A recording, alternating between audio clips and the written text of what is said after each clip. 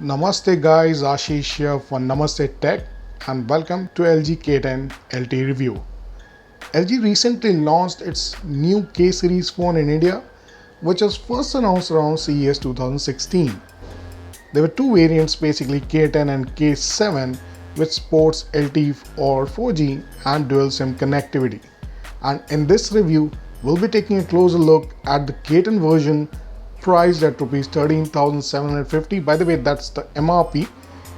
And before I get into detail, here is a brief overview of the phone for those who are on the run. LG K10 LTE is a decent Android phone when it comes to look, design and build, even though it comes with a plastic build. The phone performed nicely on various factors including app performance, gaming and battery, despite not packing the same hardware specs as its competitors. The only place the phone takes a step back is the camera. Lastly, the phone faces a stiff competition from Xiaomi's Redmi Note 3, Vibe K4, Lico Li 1S and Moto G Turbo Edition. The rear of the phone has a glossy pebble design which will attract a lot of attention. Our Indigo unit looks beautiful, delivers a premium quality and you will never think of grabbing a case for it. It also comes in white and gold. The next thing you will notice about the phone are the curves. There are no sharp lines anywhere and the screen in the front blends really well with the frame. While this gets ergonomic experience, be careful when putting it up from the table because it slips many a times. Coming to the experience part, the display looks impressive even though it's a 720p. It's crisp, clear and delivers clear readability in direct sunlight.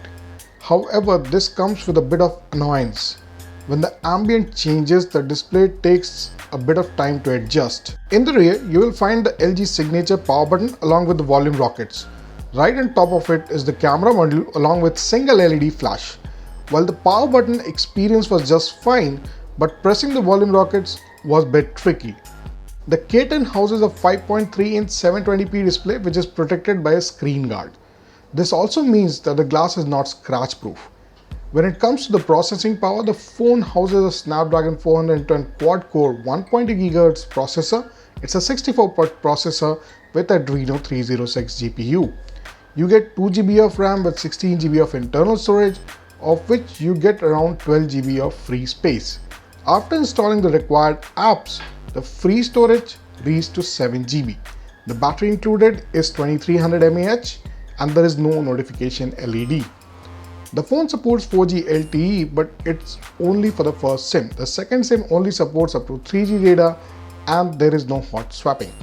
The Indian versions of the phone ship with Android 5.1, although some variants of K10 seem to have shipped with Marshmallow. So how is the experience as a daily driver? This is probably the best part of the phone.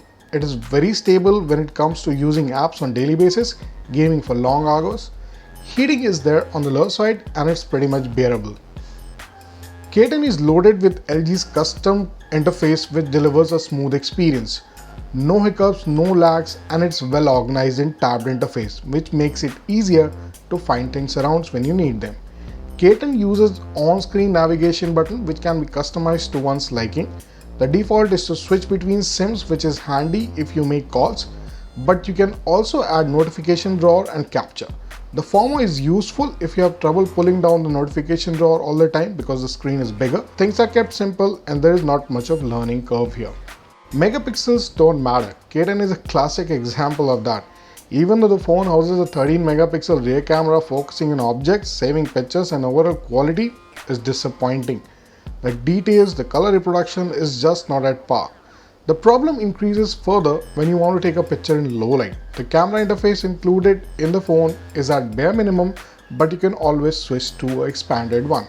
One thing which is surprising is there is no extra setting, no SDR, no panorama, and camera being a major and the most featured thing in the phone, LG has managed to fail here. This got me a bit disappointed here, mostly because the audio experience from speakers is bad. It is neither loud nor clear. If speaker is your choice of consuming online and offline media, you might want to skip it. The earphones which come with the phone aren't comfortable either.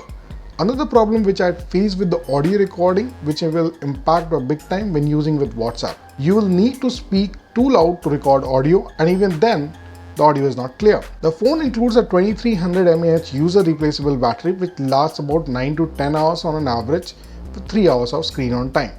This should get you through a day without a problem, but make sure you carry a charger along.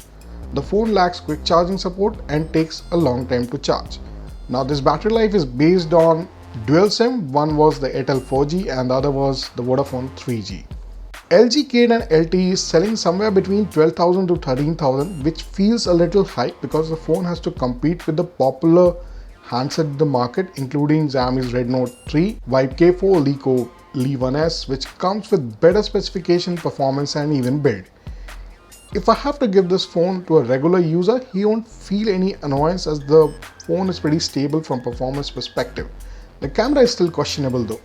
However, with so many phones in the market, the end user will tend to compare the phones for its build specs with another phone, and this is where things get tough. In my opinion, if LG would have priced it under sub 10k category in India, it still would have a chance to make some good numbers. So guys, thanks for watching the video. We hope you liked it. Do give us a like, subscribe to our channel if you are here the first time, and let us know what you feel about the phone.